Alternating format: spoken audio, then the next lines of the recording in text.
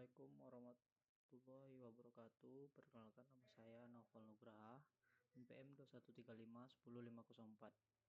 Di sini saya akan menjelaskan hasil arahan tugas 9 saya, yaitu tentang RESTful API. Nah, di sini yang pertama itu ada introduction, yang isinya ada API. API itu adalah Application Programming Interface. API ini adalah perantara komunikasi antara berbagai pihak, baik perangkat lunak maupun perangkat keras. Jadi API ini menyediakan kumpulan prosedur, fungsi, dan cara berkomunikasi yang memungkinkan interoperabilitas, meski memiliki konsep serupa dengan remote procedure invocation atau RPA. Istilah API kini lebih populer. Nah, masih di pembahasan RESTful API ini, REST artinya Representation State Transfer, dikenalkan oleh Roy Fielding pada tahun 2000. Adalah arsitektur API yang memanfaatkan HTTP sebagai protokol komunikasi.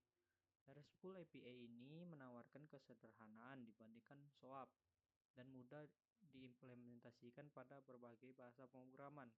Kini RESTful API ini telah menjadi standar populer untuk membangun sistem yang menyediakan API bagi pihak lain.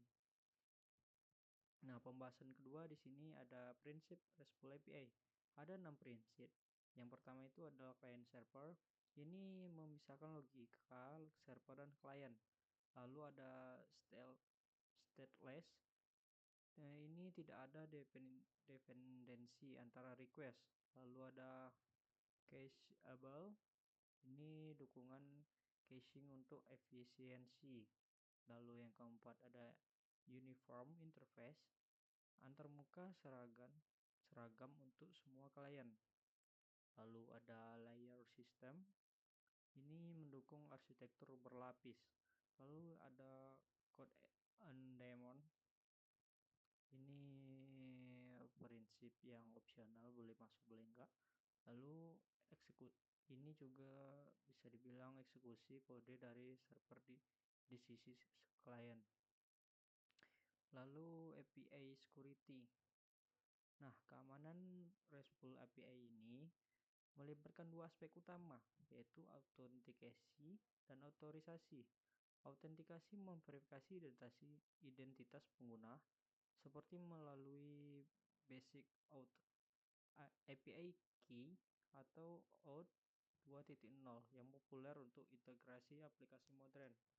Setelah autentikasi, otorisasi memastikan pengguna hanya dapat mengakses sumber daya yang diizinkan berdasarkan hak akses mereka. Lalu implementasinya akan melindungi API dari akses tidak sah, menjaga keamanan data, dan memastikan kontrol penuh terhadap sumber daya yang tersedia. Lalu pembahasan keempat ini ada praktik terbaik RESTful API. Praktik terbaik RESTful API ini meliputi penamaan URL konsisten, menggunakan kata benda, hierarki, dan format lowercase dengan tanda hubung.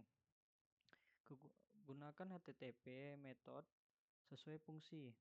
Ada contohnya kayak get, post, put, pet, delete, dan JSON sebagai format data. Filter data dengan query parameter berikan respon informatif dengan status code sederhana. Status code-nya 200, 400, 404, 500. Dan dokumentasikan API menggunakan alat seperti Swagger atau OpenAPI untuk mempermudah integrasi. Lalu pembahasan yang kelima ada common mistake. Nah, iya, di sini ada kesalahan umumnya. Kesalahan umum dalam API itu meliputi membuat endpoint langsung dari tabel database, mengabaikan kebutuhan klien, tidak menggunakan versioning, atau membiarkan API tidak aman. Hindari mengambil data yang tidak relevan, dan pastinya API dirancang sesuai dengan kebutuhan dan praktik yang terbaik. Lalu yang poin ke-6 keenam ada documentation. Dokumentasi RESTful API ini membantu klien memahami cara kerja RESTful API. Alat seperti Swagger OpenAPI ini digunakan untuk membuat dokumentasi yang standar dan mudah diakses. Dokumentasi mencakup informasi endpoint, parameter, dan contoh permintaan serta respon yang mempermudah integrasi dan meningkatkan pengalaman pengguna. Lalu poin ketujuh di sini idempotensi. Nah, idempotensi ini dalam RESTful API memastikan bahwa permintaan berulang dengan data yang sama menghasilkan efek yang sama, seperti query get yang tidak mengubah data atau put dan delete yang memperbarui atau menghapus data dengan hasil akhir yang konsisten.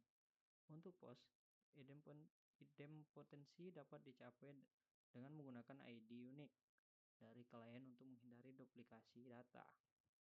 Hal ini penting tentunya untuk mengurangi risiko kesalahan akibat pengiriman ulang permintaan. Lalu poin yang terakhir di sini API versioning. Selesai. Baik, terima kasih. Assalamualaikum warahmatullahi wabarakatuh.